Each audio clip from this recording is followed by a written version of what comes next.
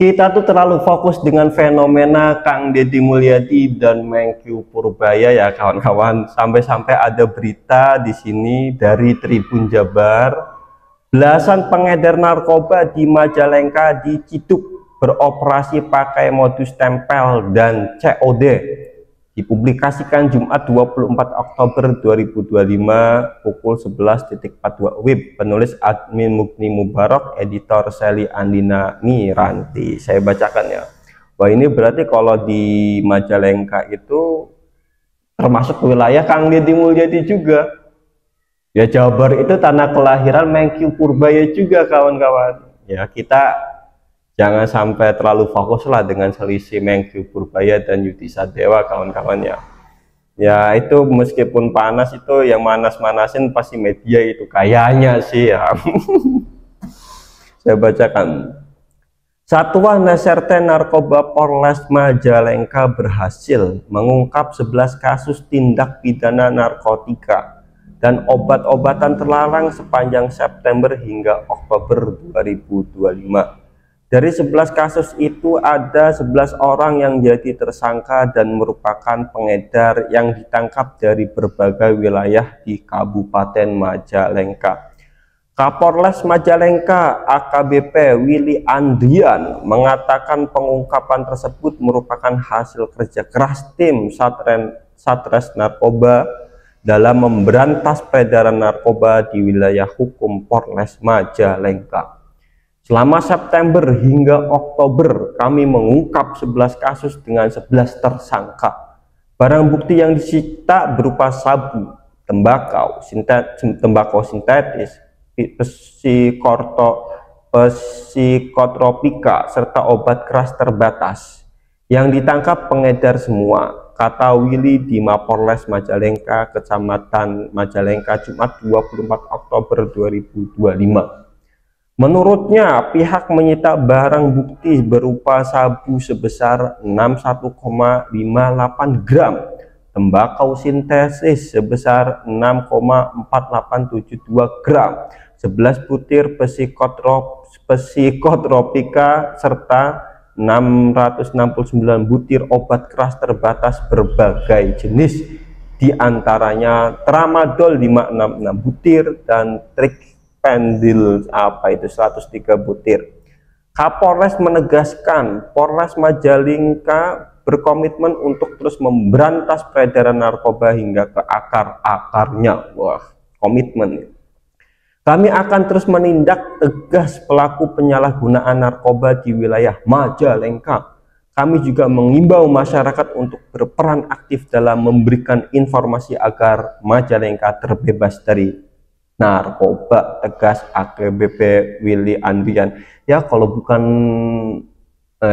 seandainya ya saya yakin Willy Andrian ini akan berkomitmen dan berpegang teguh dengan kata-katanya, karena laki-laki itu harus memegang kata-katanya ya kawan-kawan. Ya saya sangat senanglah apabila di Indonesia itu banyak pejabat-pejabat yang berkomitmen, bukan omon-omon, tapi benar-benar memegang kata-katanya kawan-kawan. Namanya laki-laki harus berpegang kata-katanya, harus sesuai dengan tindakannya, kata-katanya ya, dan lain sebagainya kawan-kawan. Ya gitulah.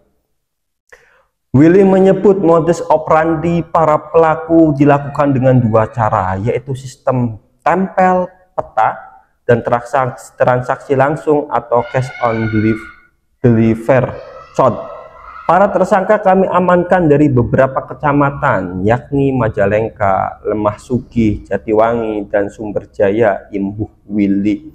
11 tersangka yang diamankan seluruhnya laki-laki berusia antara 20 hingga 34 tahun.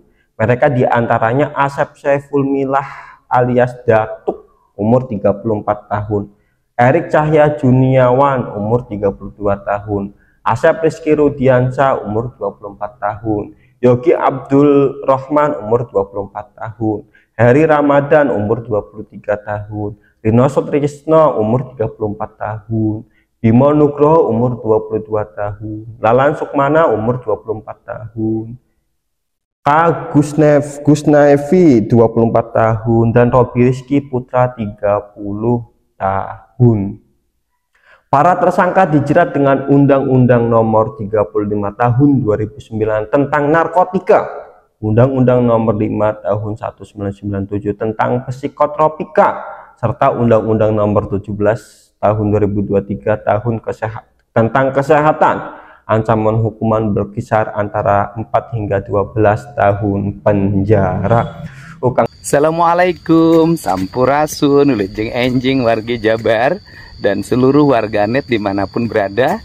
Semoga pagi hari ini pagi yang mencerahkan, membahagiakan, dan menghamparkan harapan. Mungkin banyak orang yang bertanya pada saya, apa sih yang ingin dilakukan oleh Kang Deddy datang ke perusahaan-perusahaan termasuk perusahaan air mineral.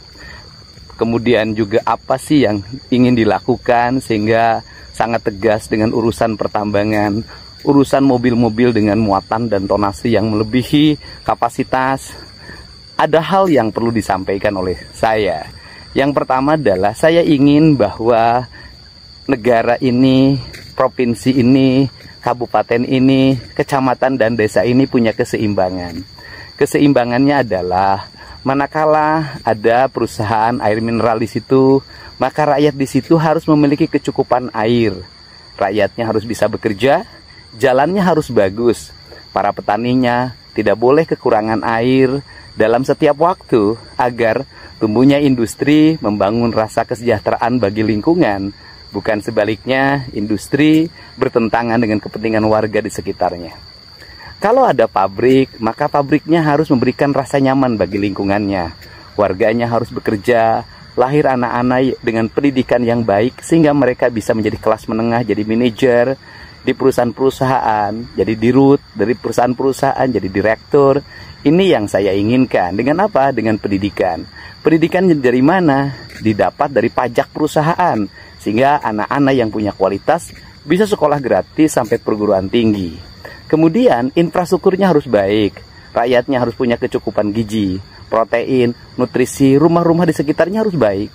Kenapa? Karena negara telah memungut pajak dari perusahaan-perusahaan itu, dan seharusnya pemerintah provinsi, kabupaten, kota, pajak dari perusahaan-perusahaan itu paling besar kembali dulu ke lingkungannya, sejahterakan dulu lingkungannya. Jangan sampai dia tiap waktu kebisingan, dia tiap waktu mendapat aliran limbah, udaranya buruk, tapi masyarakatnya miskin, berobatnya pun aksesnya rendah.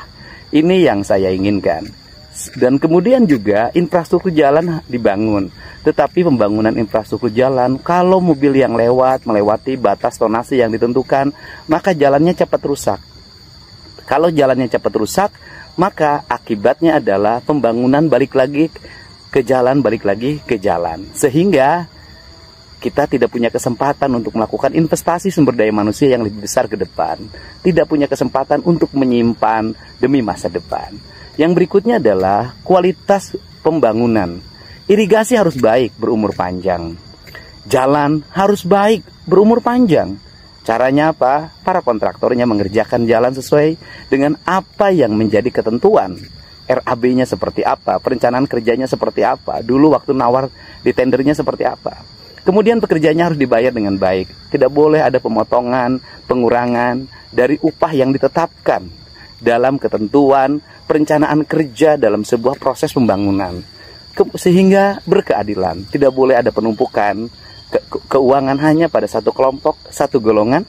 Kemudian golongan lain mengalami derita akibat inflasi, akibat harga yang meningkat, dan akibatnya adalah kemiskinan sulit kita selesaikan. Untuk itu, inilah yang menjadi harapan saya. Semoga pagi hari ini pagi yang mencerahkan bagi kita semua dan tetap berproduksi. Saya meskipun dalam setiap hari ngurus berbagai hal, saya tidak lupa menanam padi di sekitar rumah. Untuk apa? Untuk berproduksi. Saya ingin nyumbang beras pada kepentingan masyarakat. Saya ucapkan terima kasih. Salam untuk semuanya. Semoga Jumat ini membawa keberkahan. Deddy Mulyadi paling tidak suka apabila ada warganya mengedar narkoba, ya kawan-kawan. Masih ingat nggak KDM marah besar ketika berkunjung ke rumah warga? Ternyata warganya itu menjual air keras, menjual minum-minuman, kawan-kawan. KDM marah besar. minum, minum. Yang obat-obatan juga minum, makan, makan, kata KTM. Kan marah kan. Kenapa marah? Karena KTM nggak suka. Kenapa nggak suka? Karena itu merusak kesehatan. Ya, saya harap warga Jabar semua anti narkoba. Saya harap di bawah kepemimpinan Kang Deddy Mulyadi, pengedar-pengedar diberantas 99% atau 100% gitu ya. Ya amin. Ya harapan kan alangkah baiknya ada kawan-kawan. Tetapi jangan berlebihan ya. Saya Taufik Hasan, kurang lebihnya mohon maaf, pamit mengundurkan diri dan terima kasih.